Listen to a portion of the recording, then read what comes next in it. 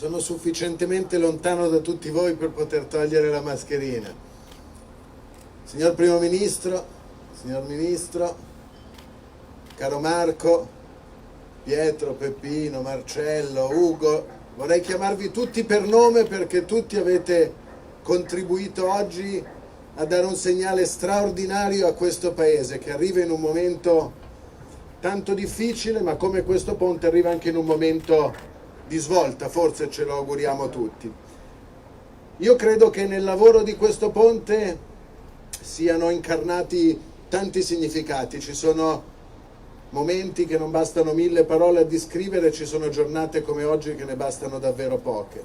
Il fatto di avere qua tutte le istituzioni della Repubblica Italiana, dal Primo Ministro al Sindaco, al Presidente di Regione, significa che in questo Paese su obiettivi comuni può esserci una politica sola.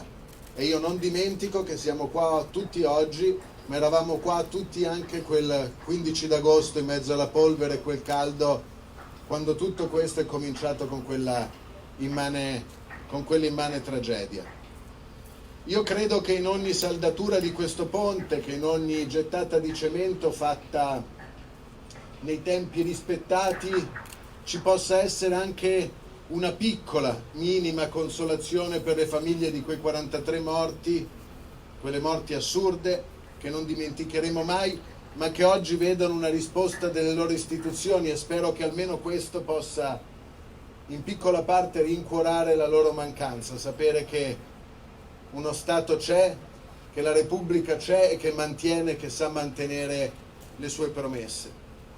Questo credo che sia anche il simbolo di un'Italia che ce la fa ripartire, e ce la fa ripartire con i tempi e i modi in cui si è impegnata a fare, e quindi credo che questo sia qualcosa di più di un ponte che pure è tanto utile alla nostra città e non solo alla nostra città, è utile a questo Paese, questo è di servizio al principale sistema logistico del Paese. Speriamo che presto questo sistema logistico torni a lavorare a pieno ritmo. Insomma, questa è la dimostrazione che insieme possiamo davvero fare tante cose. Non è il momento di parlare delle regole, dei modi, ma è il momento solo per ringraziarvi perché avete dimostrato che non solo siamo stati capaci di fare tutto questo, ma l'abbiamo fatto con tutti gli ostacoli che la sorte ci ha messo davanti. L'inverno più piovoso della storia della Liguria e poi il virus, e questo cantiere ha continuato ad andare avanti, è andato avanti nella notte di Natale quando il virus non c'era, nella giornata di Capodanno, come è andato avanti in queste giornate con un'assoluta diligenza e con coraggio di tutti voi. E di questo io credo che l'Italia vi sia grata, non solo la regione Liguria.